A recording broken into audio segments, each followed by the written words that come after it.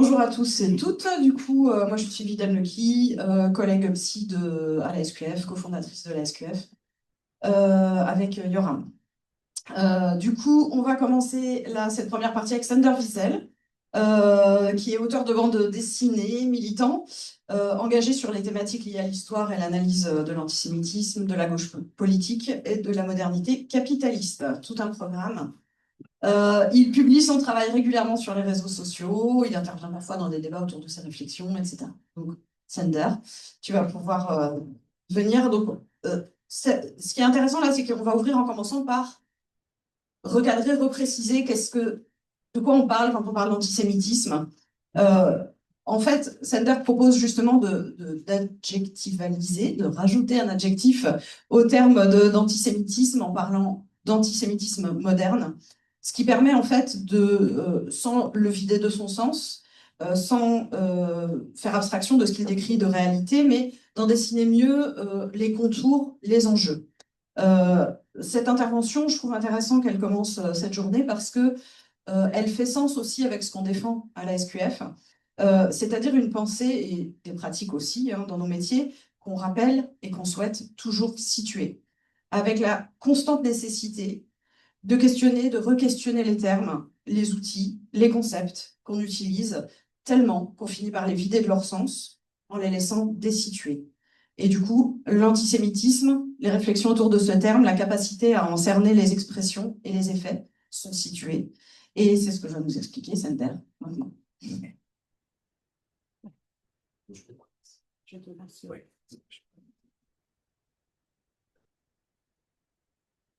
Merci. C'est ça comme con. Oui. Est-ce que je peux la poser? Bonjour, merci à tout le monde d'être là.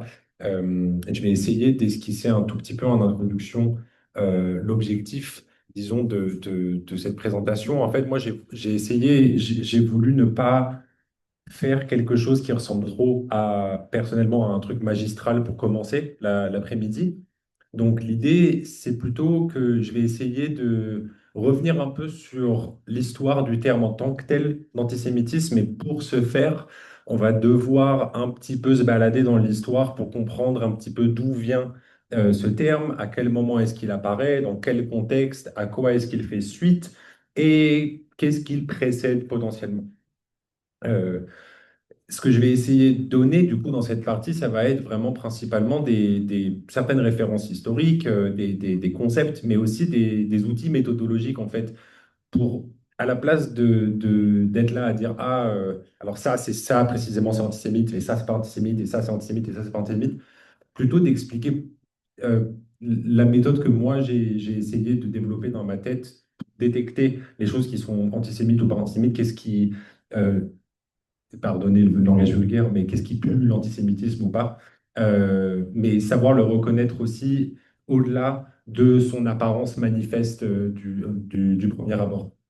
Donc, la première partie de cette intervention, j'essaye d'aborder l'antisémitisme moderne. Donc, j'expliquerai pourquoi spécifiquement l'adjectif moderne est important, comme phénomène historique, puisque l'antisémitisme moderne apparaît à un moment donné spécifique de l'histoire, dans un contexte particulier, et il est à différencier en fait de ce qu'il précède, c'est-à-dire l'antijudaïsme prémoderne, l'antijudaïsme religieux, où là, en l'occurrence, ça va être l'antijudaïsme chrétien, puisqu'on va se situer surtout en Europe occidentale et un peu en Europe de l'Est. Avant de parler du coup de l'antisémitisme moderne, je vais prendre un tout petit moment pour parler de l'antijudaïsme chrétien, puisque sans antijudaïsme chrétien, c'est difficile d'imaginer l'antisémitisme moderne et on verra pourquoi. Si on se place dans le contexte européen, ou alors on va dire largement européen, c'est-à-dire on inclut un peu la Méditerranée dedans et tout ce qui va être l'Empire romain fut un temps, euh, au bout d'un moment, si on arrive proche de l'an 1000, c'est-à-dire vers le Moyen Âge, on est dans une Europe qui est quand même largement, sinon exclusivement chrétienne, complètement christianisée, où la chrétienté occupe une place qui est quand même une place du pouvoir et de la domination, autant politique, sociale, économique que en fait spirituelle en quelque sorte. Et il se trouve que les Juifs, dans la conceptualisation chrétienne du monde qui commence à partir de, disons, l'an zéro du calendrier romain jusque tardivement, mais à partir du début, en fait, les Juifs jouent un rôle très spécifique, puisque on est, on, on a souvent peut-être tendance à imaginer que l'antijudaïsme chrétien, c'est souvent une espèce de lutte de chapelle, où c'est des rivalités en fait entre deux religions. Mais je pense que c'est fondamentalement assez mal comprendre ce qu'est l'antijudaïsme chrétien, puisque l'antijudaïsme chrétien naît au moment où le christianisme naît, en quelque sorte. Dès les premiers textes de Paul de Tarse, donc communément, désolé, moi je ne dis pas Saint Paul ou Saint Augustin, je dis Paul de Tarse et Augustin, mais c'est une préférence personnelle. Euh, hein? Oui, c'est ça, c'est ça. Enfin, c'est celui qui écrit les épîtres, c'est le premier à vraiment mettre sur papier ce qui va donner les doctrines chrétiennes. D'ailleurs, Paul de Tarse, comme certains autres penseurs du christianisme primitif, donc très très tôt, c'est quand même un peu tous des juifs, comme Jésus d'ailleurs. Et en fait, dès les débuts, il y a une contradiction apparente en fait dans la constitution du christianisme. Je ne vais pas pouvoir revenir spécifiquement dans tout ce détail-là, mais pour simplifier, disons que le christianisme apparaît il se pense quand il apparaît comme une substitution au judaïsme. C'est-à-dire que le judaïsme, historiquement parlant, alors c'est anachronique de dire nation, mais dans l'idée, c'est quand même une constitution qui se rapproche d'une constitution nationale sur un lieu donné avec un système politique propre, des coutumes particulières et une croyance. Ça, c'est vrai. Le christianisme euh, développe à partir de ça une pensée qui n'est pas spécifique, qui n'est pas particulariste comme l'est le judaïsme, mais qui développe une pensée qui est excessivement universelle. C'est-à-dire que le message de Jésus, repris par Saint Paul, par Paul de Tarse, et par les autres, c'est grosso modo, je caricature quand même, hein, c'est plus compliqué que ça, mais c'est grosso modo, Jésus arrive et en fait Jésus serait le Messie des Juifs et serait en fait le christianisme, c'est la deuxième étape du judaïsme, c'est la suite logique. Sauf que voilà, on pourra faire un peu la blague, Paul il fait ah j'ai trouvé et puis il y a une partie quand même des Juifs, il y a une partie qui dit ah c'est super go et il y a une autre partie qui dit amuse-toi bien. Et donc du coup il y a une scission à ce moment-là en fait entre disons le judéo-christianisme pour ce que c'est vraiment, hein, on en parle aujourd'hui du judéo-christianisme, mais bref, c'est ça le judéo-christianisme à la base, c'est les juifs qui ont suivi les enseignements de Paul et de Jésus, etc., pour devenir les judéo-chrétiens. Euh, mais à partir de ce moment-là, en fait, cette scission, elle pose un problème existentiel, puisque c'est pas comme si le christianisme s'était développé à partir de rien dans le vent. Il se développe à partir du judaïsme, mais le judaïsme, majoritairement, ne le suit pas. Donc, à partir de là, en fait, quand le christianisme dit, nous, on revendique l'Ancien Testament, on revendique le Nouveau Testament, on est la continuité des Juifs, mais il reste des Juifs. Alors, comment est-ce que on valide le narratif chrétien s'il reste des Juifs qui disent, bah oui, mais nous, on n'a toujours pas accepté, on n'est pas d'accord avec le fait que Jésus soit le Messie, etc. Là se développe toute une réflexion dans les épîtres, dans les textes de Paul, dans les évangiles, autour de la figure du juif. Et là, on rentre dans quelque chose d'assez particulier, puisque c'est à peu près à ce moment-là, je pense on retrouve le plus souvent, non pas des descriptions réelles de juifs, mais en fait où des personnes comme Paul, comme Marc, Matthieu, Luc et Jean, qui écrivent les évangiles, vont employer des figures juives ou des signifiants juifs, des concepts judaïsés, etc., pour établir un système d'interprétation du monde, puisque les premiers textes chrétiens sont ce qui va faire la base théologique, et la base théologique chrétienne, elle est faite pour interpréter le monde. C'est à travers les lunettes du dogme chrétien. Et dans cette interprétation du monde, les Juifs jouent un rôle très particulier. Donc c'est pour ça que je voulais faire cette intro vite fait sur l'antijudaïsme chrétien, c'est parce que ce rôle particulier des Juifs, qui existe dans le système d'interprétation chrétien du monde, non seulement il est très important, mais en plus de ça, il est extrêmement persistant. Et ça, on va le voir. Si je peux donner un truc vraiment important à retenir du rôle que jouent les figures de juifs ou alors les figures de pharisiens, de sadducéens, enfin, il y a eu plein d'autres manières de dire juif que de dire juif même à cette époque-là, euh, c'est que dans le dogme chrétien, Jésus, le message du Christ, c'est ce que Paul va grosso modo appeler la vérité de l'esprit. C'est-à-dire que en fait, le monde charnel qui nous entoure, c'est pas le vrai monde. Le vrai monde, c'est le salut, c'est l'au-delà, c'est l'universel, c'est des choses qui sont éminemment abstraites et justement universelles.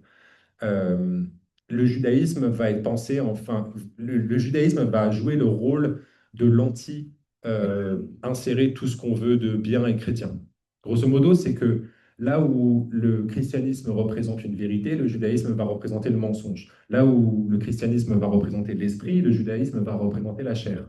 Et en fait, on a souvent ce qu'on va appeler, du coup, là pour le coup, je pense que c'est vraiment une dialectique chrétienne à l'égard des juifs qui vont assimiler les Juifs au-delà d'espèces d'antagonistes spécifiques qui vont en fait les associer à un comportement, à une manière d'être en rapport avec le monde, à une manière de penser le monde, à une manière d'agir sur le monde qui va être basée sur le mensonge, sur l'erreur, sur la tromperie, sur la duperie, et qui va être en fait constituée comme une menace à la chrétienté, à la sainteté, au Christ, puisqu'après on va raconter qu'ils ont tué Jésus et compagnie. Mais c'est le caractère menaçant et en fait excessivement abstrait au final du concept juif. Il est présent assez tôt dans la pensée chrétienne et il va persister tout au long, notamment du Moyen Âge. Si on arrive au Moyen Âge, on arrive presque à l'antisémitisme moderne, promis. Mais parce que c'est important de parler du Moyen Âge dans le sens où si on dit antisémitisme moderne, ça implique qu'on parle de moderne, c'est-à-dire de la modernité. Et la modernité, c'est pas un truc qui existe depuis tout le temps. C'est-à-dire que c'est important de situer historiquement la modernité, prendre un petit peu dans quoi ça se situe. Ce qui précède la modernité, moi, je me base sur les théories plutôt du long Moyen Âge et pas de la Renaissance et compagnie. Ça, c'est un peu précis. Mais bref, disons qu'avant la modernité, on a le Moyen Âge. Et le Moyen Âge, c'est un système donc féodal avec trois piliers importants dans le système féodal. Là, je refais des cours du collège, mais c'est la noblesse, le clergé et les tiers états. Mais le clergé, pendant tout le Moyen Âge, est un pilier fondamental et central de l'ordre, on va dire, européen. Et d'ailleurs, le plus on avance dans le Moyen Âge, le plus c'est évident et le moins il y a le moindre doute sur le fait que les rois sont chrétiens, d'ailleurs catholiques, même si c'est plus tard qu'on va parler de catholicisme, mais tout le monde est chrétien, grosso modo, dans les sphères du pouvoir. Et le clergé joue un rôle alors économique, il joue un rôle social, il joue un rôle politique, mais il joue un rôle très particulier sur lequel moi j'aimerais bien insister spécifiquement, c'est que, dit vulgairement, le clergé, pendant l'époque féodale, ça va être l'institution qui va expliquer le monde, il est comme il est parce que Dieu. C'est une légitimation de l'ordre existant sous la tutelle, on va dire, morale ou spirituelle du clergé. Le clergé, en fait, c'est en quelque sorte le ciment, c'est le ciment institutionnel et presque le ciment. Le christianisme peut être le ciment métaphysique, mais le clergé, c'est le ciment institutionnel qui participe à vraiment garder, à consolider le système féodal, ce qui fait que le système féodal a quand même duré très, très, très longtemps. Et je pense que enfin, le fait que le clergé soit aussi important là-dedans, dans légitimer ce système-là, n'est pas pour rien. Tout au long du système féodal, on va avoir des évolutions de l'antisémitisme chrétien qui va aller on va voir des massacres par-ci, des massacres par-là, des expulsions par-ci, des expulsions par-là. Ma partie ne va pas être sur tout l'antijudaïsme chrétien parce que sinon on est encore là dans 2 semaines. Mais disons que l'antijudaïsme chrétien, ce qui est hyper intéressant et ce qui nous amène vers notre sujet de l'antisémitisme moderne, c'est que quand le passage de la société moyenâgeuse, féodale, ecclésiale, à ce qu'on va appeler la modernité capitaliste, c'est évidemment pas un truc qui se fait en 2 semaines. C'est un truc qui se fait très progressivement. Et moi, je ne suis même pas assez compétent pour vous expliquer exactement tous les tenants et les aboutissants de cette transition. Mais si j'ai appuyé le rôle du clergé et le rôle important du clergé, c'est pour 2 raisons. Donc, c'est pour la raison que j'ai expliquée de cette espèce de rôle légitimateur de l'ordre existant, et aussi parce que si on parle d'antijudaïsme chrétien, le clergé, il est important là-dedans. Pendant l'époque féodale, il y avait des manifestations anti-juives, des massacres pendant les premières croisades, par exemple, des trucs spontanés qui n'étaient pas des ordres ou qui n'étaient pas donnés par des autorités dans un mouvement vertical du haut vers le bas. Mais la majorité, quand même, venait du pouvoir. C'est-à-dire que c'était les rois qui expulsaient les juifs, c'était le clergé et les théologiens qui mettaient en place des législations sur l'usure, sur beaucoup d'aspects de la vie économique, sociale et politique qui vont défavoriser, voire discriminer ouvertement les juifs. Donc c'est quand même une relation qui est plutôt du haut vers le bas, où le clergé, c'est quand même essentiellement le haut. Une fois qu'on a dit ça, qu'est-ce qui se passe notamment dans la progression lente de la société féodale vers la société moderne capitaliste? Le premier aspect, c'est que il y a une sécularisation. Alors, sécularisation, grosso modo, c'est que pardon, le pouvoir est de moins en moins religieux, de moins en moins ouvertement chrétien.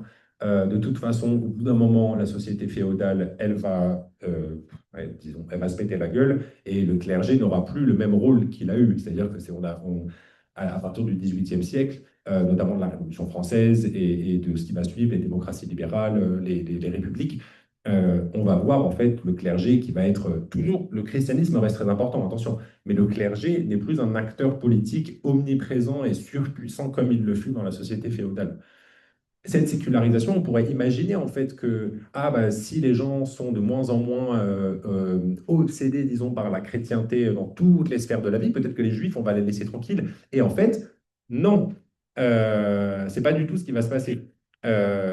Et en fait, avant même d'en arriver à la modernité, il y a des aspects de la modernité qui existent déjà avant. Et je vais faire un micro-point justement sur la philosophie occidentale. La philosophie occidentale, c'est une histoire très longue, c'est vraiment, je vais caricaturer de toute façon, mais là où on aurait pu imaginer que la pensée, disons, de plus en plus athéisée, ou alors des pensées plutôt panthéistes, comme Spinoza, puisque Spinoza n'est pas forcément athée, mais des gens comme Spinoza, comme Voltaire, comme le baron d'Holbach, comme Kant, des grands philosophes qui ont modelé en fait la pensée européenne et la pensée occidentale, ont à peu près tous, à un moment donné ou un autre, parlé des Juifs.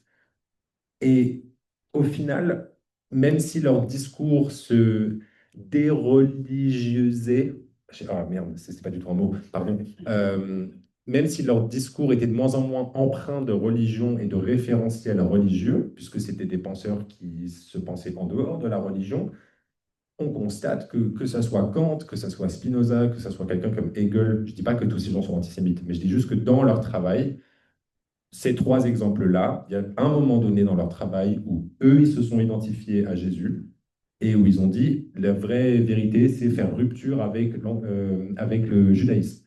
Donc, c'est des penseurs qui, même au 16e, au 15e, enfin, même au 16e, au 17e et au 18e, il y a des gens qui, pour penser contre le christianisme hégémonique à ce moment-là, vont s'attaquer aux fondations juives du christianisme. Je veux quand même faire un point là-dessus, c'est que plusieurs fois dans l'histoire, à partir de Luther du 15e jusque ouais, Révolution française, il y a nombre de personnes qui vont en fait attaquer le pouvoir de l'Église en définissant que l'Église est trop enjuivée. L'Église qui tue des Juifs depuis 1000 ans est trop juive. Donc, ça, c'est juste que quand je parlais de l'antijudaïsme chrétien, c'est pas juste une histoire de ah, les Juifs, on les aime pas parce qu'ils sont juifs et que c'est pas la même religion que nous. Là, on peut voir que même dans une Europe qui a d'ailleurs majoritairement été vidée de ses juifs, hein, les dernières expulsions, c'est 1492, mais en fait, en France, c'est avant 1492, il y a presque beaucoup moins de juifs en France, même s'il en reste un tout petit peu, parce qu'il y a eu des expulsions, il y a presque plus de juifs en Angleterre, il n'y a plus beaucoup de juifs en Europe occidentale en réalité, mais ils continuent à y penser, ils continuent à en parler, puisque ce n'est pas vraiment une histoire de les juifs réels, c'est une histoire de ça rentre dans un système d'interprétation du monde, et c'est un outil qui permet aux gens de faire du sens dans l'univers autour.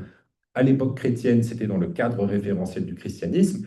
Quand les philosophes se détachent du cadre référentiel du christianisme, ça commence à devenir un cadre plutôt philosophique, scientifique, dans certains cas. Euh, mais ce signifiant juif garde toute sa charge, disons sa charge pseudo-critique.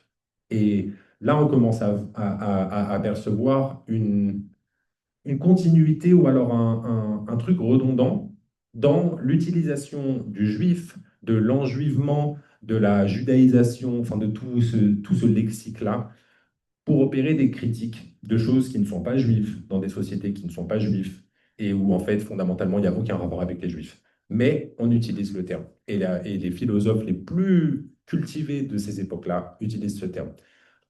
On en arrive du coup à notre sujet d'aujourd'hui, l'antisémitisme moderne.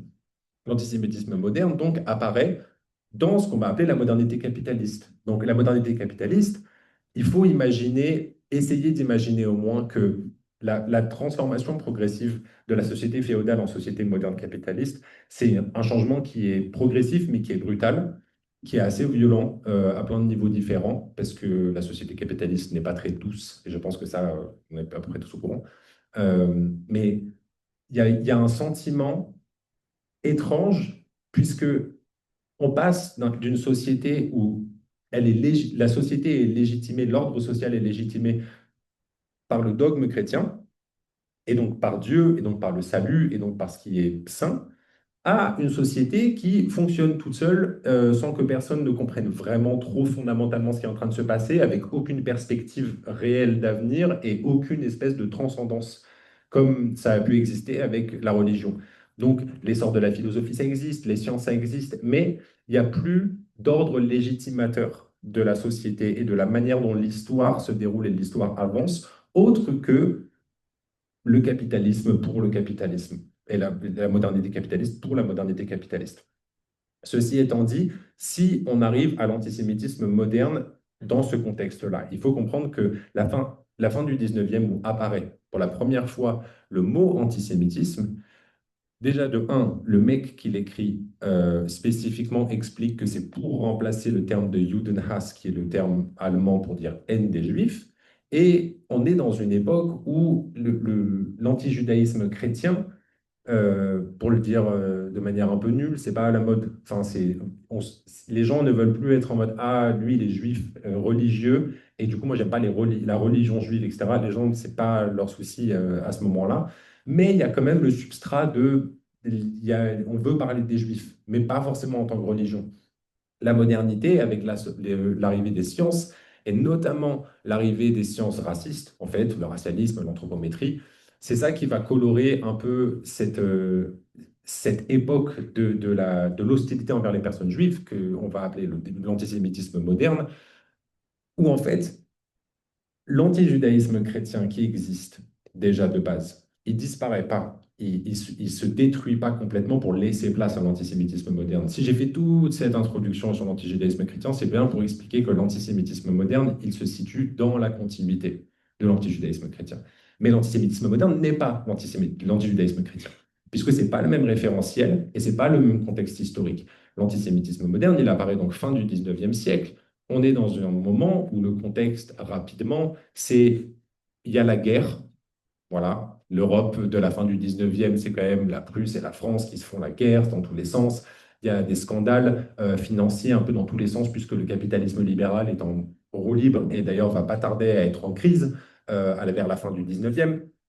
Donc, on est dans une société instable, brutalisée, assez injuste, avec une espèce de perte de sens généralisée, on va dire au niveau de l'idéologie et de la perspective que les gens se font du monde dans lequel ils habitent. Là-dedans apparaît donc l'antisémitisme, qui est là pour remplacer le terme de haine des juifs, mais ça ne s'arrête pas vraiment là. C'est pas dire que l'antijudaïsme chrétien a juste changé de tête et puis c'est la même chose. L'antisémitisme moderne s'appelle l'antisémitisme moderne parce qu'il a un lien avec son contexte historique, qui est la modernité capitaliste. On ne peut pas les dissocier. Ceci étant dit, excusez-moi, je vais juste revérifier mes notes pour voir où j'en suis. Euh, donc, ceci étant dit, on va juste venir maintenant passer un tout petit moment sur spécifiquement le moment où apparaît l'antisémitisme moderne et un peu ses caractéristiques générales.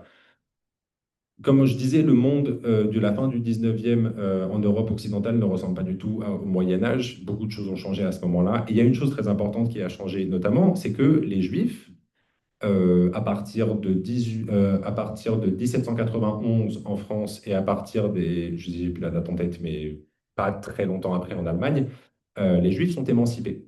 Les Juifs sont du coup des citoyens de la République française, admettons, au même titre que les chrétiens. Ça, c'est la première fois que ça arrive. Point. C'est vraiment la première fois. Il n'y a aucun autre moment dans l'histoire où on a accordé les mêmes droits politiques aux juifs qu'aux non-juifs dans des sociétés européennes occidentales. Donc ça, c'est un changement majeur déjà pour les juifs, mais aussi pour les chrétiens, puisque le problème de ce que je vous disais sur l'antijudaïsme chrétien, le juif est une illusion, le juif est un mensonge, le juif est une tromperie. Il y a tellement, anecdote, il y a tellement une obsession autour du juif menteur que pendant longtemps, en Angleterre, le théâtre a été interdit comme pratique juive, puisque c'était une pratique du mensonge. Et Shakespeare, d'ailleurs, a connu cette époque-là. Mais après, il a pu faire ses pièces quand même. Bref. Non, mais parce il a connu les deux. Et bref. Euh, donc, quand ça, c'est un substrat culturel tellement imprégné et tellement fort qui a servi de boussole en fait humaine à tellement de gens dans tellement de sociétés depuis tellement longtemps, on ne se débarrasse pas d'un truc comme ça. Enfin, en tout cas, pas en claquant des doigts. Donc, du coup, le fait que les Juifs deviennent des citoyens au même titre que tout le monde, ça crée un problème de ouf, puisque les chrétiens, ils peuvent plus reconnaître les Juifs. Les Juifs, avant, ils vivaient à part. Généralement, à certains moments donnés dans l'histoire, on leur a posé quelque chose sur les vêtements, généralement de couleur jaune. Bien avant l'étoile jaune de l'Allemagne nazie, il y a eu la rouelle jaune de Saint-Louis. Donc, il y a toujours eu le besoin de séparer le juif comme étant l'altérité et de faire attention aux juifs. C'est une forme de se prévenir contre une menace. Dans la société moderne, en fait, c'est beaucoup plus compliqué de faire ça puisque les juifs ne sont pas identifiables aux premiers abords et enfin, de ce que je sache, moi, il n'y a pas de signe distinctif juif physionomique, hein. Donc, du coup, c'était compliqué de définir qui était juif. Alors, les gens, ils insistaient sur le nom de famille, ils insistaient sur d'autres choses, mais ça devenait de plus en plus compliqué. Et dans cette société, notamment française, puisque moi j'ai été vachement intéressé par le cas d'Édouard Drummond, mais pas que, euh, il y a un essor de l'antisémitisme à la fin du 19e siècle, et cet antisémitisme, c'est là où on voit qu'il joue un rôle. Le juif de l'antisémitisme moderne joue un rôle qui n'est pas complètement non similaire au rôle que joue le juif dans l'imaginaire chrétien. Dans l'imaginaire antisémite moderne, ce qui va vraiment changer principalement, ça va être, mine de rien, ça va être l'apparence. C'est-à-dire que là où avant, c'était au nom du christianisme et au nom de ce qui a été dit de mal des juifs pendant les ères chrétiennes qu'on va s'en prendre aux juifs, c'est plus du tout pour ces raisons-là apparentes qu'on va s'en prendre aux juifs dans l'époque moderne. Dans l'époque moderne, on va s'en prendre aux juifs parce que c'est une race sémite, etc. D'ailleurs, je- on est d'accord, race sémite, c'est un truc qui n'a jamais existé. Et voilà, il faut juste le savoir, ça n'a jamais existé. C'est un concept linguistique, les langues sémites et compagnie. Donc, du coup, il n'y a pas de race sémite, mais à cette époque-là, on invente ce concept et il y a des gens qui disent, ah bah oui, d'accord, donc antisémitisme, c'est on vise les juifs, mais le terme d'antisémitisme se répand. Il se répand tellement que c'est pas du tout une marque stigmatisante à cette époque-là. Il y a des ligues antisémites, des clubs antisémites, des ciné-clubs antisémites. Enfin, il y a vraiment les antisémites, ils adorent être antisémites et ils se retrouvent en antisémites et ils discutent d'antisémitisme pendant un bon bout de temps. Il y a des journaux antisémites. Et c'est beaucoup plus répandu culturellement parlant que ce qu'on peut potentiellement imaginer de cette époque-là, en tout cas de l'antisémitisme moderne. Et l'antisémitisme moderne sert à quelque chose, là je vais reprendre le fil, sert à quelque chose d'assez spécifique. C'est que là où avant, le christianisme était un dogme dominant. C'est-à-dire que les Juifs étaient de facto dominés. C'était pas, même quand on les massacrait pour X ou Y raison, mais c'était plus ou moins conscientisé que l'Europe était chrétienne. Enfin, il n'y avait pas trop de doute là-dessus. Ou alors que les gens étaient enjuivés, mais ça, c'est encore autre chose. L'antisémitisme moderne, il y a un inversement de ça. C'est-à-dire que vu que les Juifs deviennent de plus en plus invisibles, la chrétienté perd de son socle et de son importance, et il y a une perte de sens généralisée, comme on l'a expliqué, le, le... Excusez-moi, pardon. Euh, J'ai perdu mon fil. Il fallait des pages, comme ça tu cherches la page. Bah oui. Oui, il y a une inversion, c'est-à-dire qu'au moment où l'antisémitisme moderne apparaît, c'est plus enfin, c'est de facto la société dominante qui s'en prend à une minorité opprimée, mais c'est pas perçu comme ça. L'antisémitisme moderne, ce qui est, je trouve, assez important à comprendre, c'est que c'est pas une volonté de dominer les Juifs, c'est pas une volonté de, comme on a vu, enfin comme on a pu voir pendant les grands moments racistes coloniaux l'Europe qui sont partis, qui ont traité des populations racialisées négativement, pardon, euh, de manière raciste. L'antisémitisme ne fonctionne pas comme ça. L'antisémitisme, dès le départ, stipule, un peu comme l'antijudaïsme chrétien, mais stipule que en fait, le juif, le judaïsme, plus tard on dira la juiverie internationale, etc. Mais le judaïsme, c'est pas quelque chose qu'il faut dominer, justement, c'est quelque chose qui nous domine et dont il faut se libérer. Donc l'antisémitisme moderne change en cela que, en plus, il apparaît dans un moment où, encore une fois, on est dans le début genre des républiques, des démocraties, les gens débattent. En fait, il y a cette idée que il faut comprendre qu'avant, il y avait pas, on ne pouvait pas se lever un matin et dire j'ai un projet politique et j'ai envie de monter un collectif et j'ai envie de genre, aller peut-être à l'Assemblée, me présenter à des élections, machin. Ça n'existe pas avant. L'antisémitisme, ça existe. Enfin, quand l'antisémitisme moderne arrive, ça existe. Donc, il y a une envie quelque part de proposer des projets politiques dans ces temps-là. Et l'antisémitisme moderne, c'est un projet politique. C'est un projet politique puisque ça détermine de base que le juif ou l'image qu'on se fait du juif va devenir un facteur, moi j'ai dit un facteur causal. Alors, en gros, les crises du capitalisme que je décrivais, la perte de sens généralisée que je décrivais, la manière en fait dont la société est brutalisée par des grands changements historiques et des grands changements de paradigme, ça va, mine de rien, être associé, en fait, de près ou de loin aux Juifs. Les Juifs vont devenir, ou le Juif ou la Juiverie va devenir un espèce de concept abstrait qui peut être collé à peu près partout, comme ce fut le cas d'ailleurs dans la chrétienté. Mais là, ça s'applique à l'époque moderne. Donc ça s'applique à des configurations historiques qui ne sont pas les mêmes, où les gens ont plus de propension à prendre, oula, pardon, prendre leur destin entre leurs mains. Et donc, du coup, il y a une capacité d'action qui n'est pas tout à fait la même. Pour finir juste sur la spécificité, disons, de l'antisémitisme moderne, de la manière dont il apparaît, c'est le lien avec le capitalisme. Alors, ça peut être un peu long, mais je ne vais pas le faire long. Le lien avec le capitalisme, grosso modo, moi, je me base sur la théorie de M. Moïse Postone, qui est présent d'ailleurs dans les ouvrages de Critique critique. Alors, Moïse Postone, il fait une analyse de l'antisémitisme moderne et du capitalisme, où il met en valeur les liens qui peuvent exister entre la manière dont l'antisémitisme moderne essaie de comprendre le monde et des visions fétichisées de la société capitaliste. Je ne sais pas comment j'explique ça en pas longtemps. Donc, je vais vous inviter à lire le livre et je vais vous inviter à écouter des parties d'après, parce que je pense que ça va en parler mieux que moi en 45 secondes.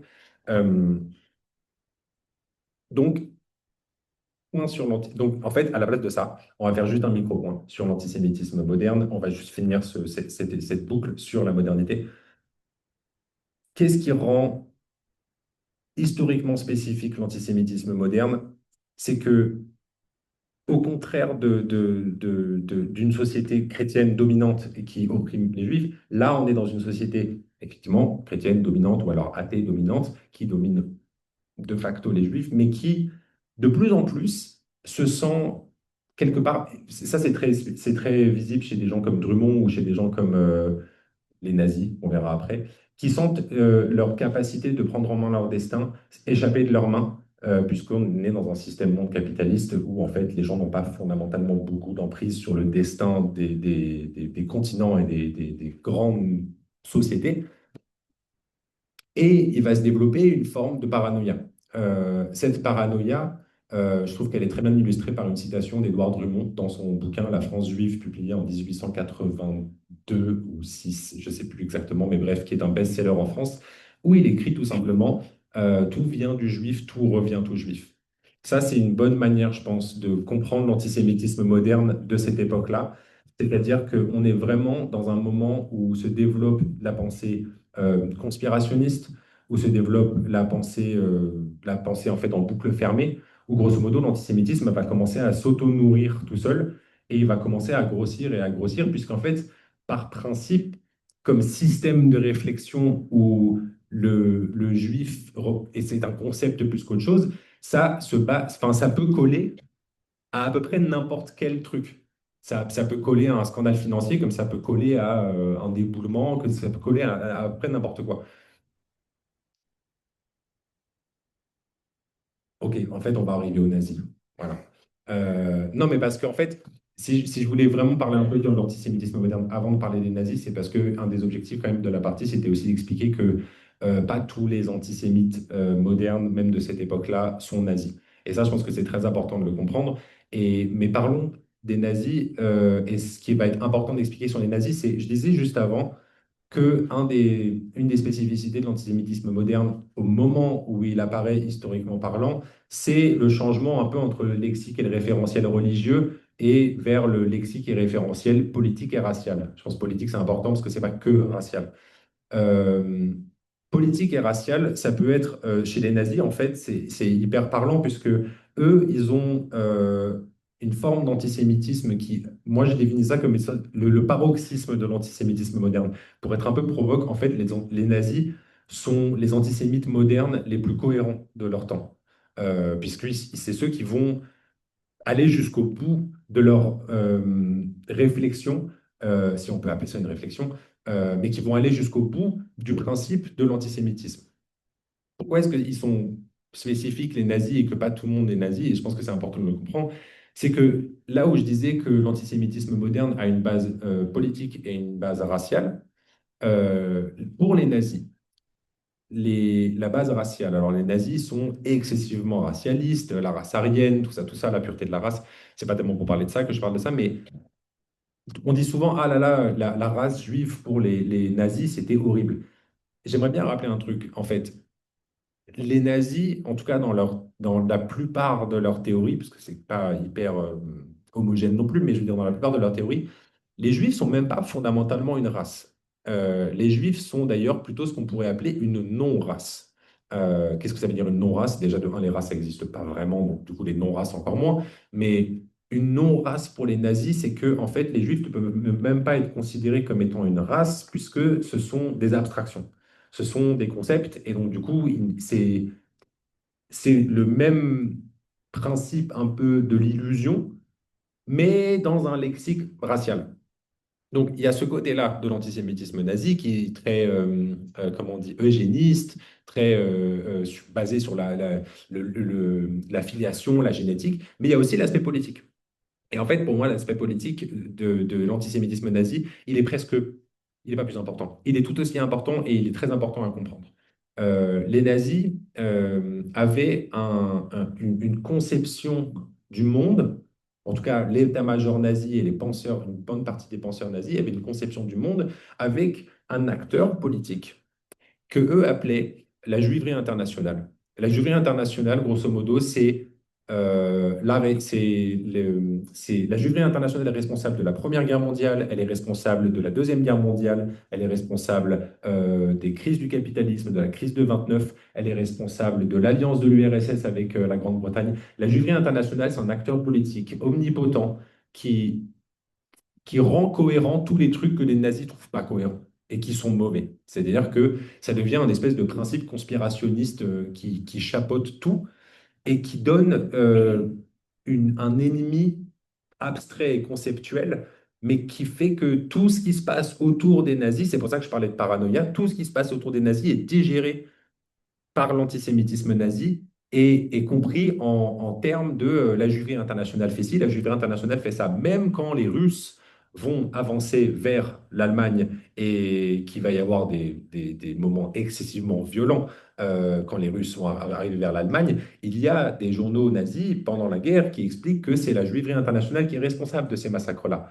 Donc on est vraiment dans une obsession fondamentalement politique et fantasmée. La spécificité des nazis fait que, en fait, ce truc politique de juillet international et la racialisation ou alors la non-racialisation des juifs vont fusionner. Malheureusement, c'est ce qui va donner en fait Bah, le génocide, grosso modo. Enfin, j'explique pas le génocide, hein, c'est pas une question de ça, mais je veux dire, l'antisémitisme nazi, à un moment donné, euh, dans la continuité d'une forme de pensée occidentale qui a l'habitude de conceptualiser les juifs, qui a l'habitude de conceptualiser le judaïsme, d'utiliser le judaïsme comme un élément de théorie critique pour penser le monde, pour penser son entourage, pour penser sa place dans la société, dans le temps. Ce concept, il va être racialisé et il va être amené à un tel point où, en fait, tuer les juifs pour les nazis, c'est combattre la juiverie internationale. Donc, en fait, si je précise ça pour les nazis, c'est que on est dans une configuration où on n'est plus juste dans une forme de discrimination. Et il n'y a pas que les nazis qui sont allés au-delà de ça. Moi, je pense que l'antisémitisme moderne, c'est fondamentalement ça, et que les nazis, c'est ceux qui ont été le plus loin. Mais c'est une théorie politique avec un objectif. Et c'est un objectif qui veut être atteint et qui ouvre la porte à un monde où cette menace et ce concept fondamentalement négatif n'existerait plus, ce qui, quelque part, rapproche et rappelle, moi, ça me rappelle un petit peu, en fait, l'idée du salut. C'est-à-dire que l'idée que si on se débarrasse de telles mauvaises choses, en fait, après, c'est le paradis et c'est super. Et en fait, bah, pour les nazis, c'était le Reich de Milan, et puis, etc., etc. Mais il y a cette croyance fondamentale dans l'antisémitisme moderne qui est rattachée au capitalisme, et ça, c'est les collègues qui en parleront mieux que moi, mais il y a une croyance fondamentale dans l'antisémitisme moderne que la, la disparition de quelque manière que ce soit des juifs ou alors de ce qui est perçu comme étant juif peut donner des possibilités ou donne de facto la possibilité aux non-juifs de s'émanciper, non seulement des juifs qui les contrôlent, mais de leur propre juiverie ou judaïsme qui est en eux. C'est en fait, c'est que l'antisémitisme moderne, c'est le juif de l'antisémitisme moderne finit par être racialisé, mais avant d'être racialisé, c'est vraiment un concept. Et la manière dont ce concept s'articule, c'est comme ça qu'on peut comprendre les continuités entre l'antijudaïsme chrétien, puis l'antisémitisme moderne, puis l'antisémitisme nazi, puis l'antisémitisme soviétique, puis l'antisémitisme... Enfin, même au-delà de 45, ça permet non pas d'essayer de chercher à dire, ah, euh, en apparence, telle personne parle de race juive. Bon, si quelqu'un parle de race juive, il est évidemment antisémite, mais c'est juste à dire que à des moments donnés, si j'ai proposé un peu cette idée de revenir un peu loin en arrière, de montrer que les idées que les juifs sont responsables, point, vous rajoutez ce que vous voulez après responsable, enfin, le faites pas, mais les antisémites le font. euh, les juifs sont responsables, les juifs mentent et cachent la vérité, les juifs opèrent depuis des endroits qui sont menaçants puisqu'ils ne sont pas forcément visibles. Euh, il y a des structures de réflexion qu'on hérite en fait, dont l'Europe hérite depuis le christianisme et depuis la constitution du christianisme jusqu'à nos jours. Et l'antijudaïsme chrétien, puis qui devient l'antisémitisme moderne, il n'y a pas, il n'y a pas que des discontinuités, il n'y a pas que des ruptures entre l'antijudaïsme chrétien et l'antisémitisme moderne. Et c'est ça que je pense qu'il faut comprendre, c'est que le passage de l'antijudaïsme chrétien à l'antisémitisme moderne, c'est un changement d'apparence. Et pourquoi j'insiste sur ce changement d'apparence, c'est que mon hypothèse, c'est que en fait, le terme d'antisémitisme moderne, quand il apparaît, enfin, la manière dont il apparaît au 19e, etc., mais le terme d'antisémitisme moderne est ce que ça décrit est valable aujourd'hui. Parce que, en fait, la modernité capitaliste, on n'en est pas sorti. On vit toujours dans ce paradigme historique-là. Alors certes, la société d'aujourd'hui ne ressemble pas à la société de la fin du 19e, ni à la société du début du 20e.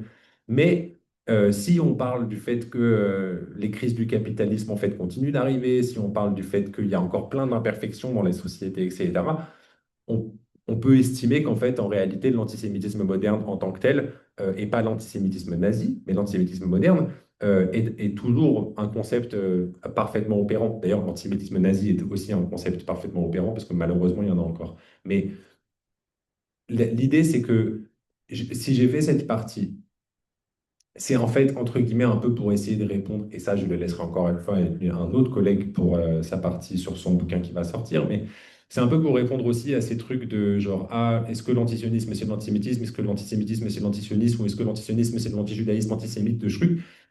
Moi, ce que j'essaie de proposer à travers cette partie-là, c'est de dire que, en fait, à des moments donnés, c'est plus intéressant d'essayer de voir non pas à quoi quelque chose ressemble, mais comment quelque chose fonctionne. Et c'est pas la même chose.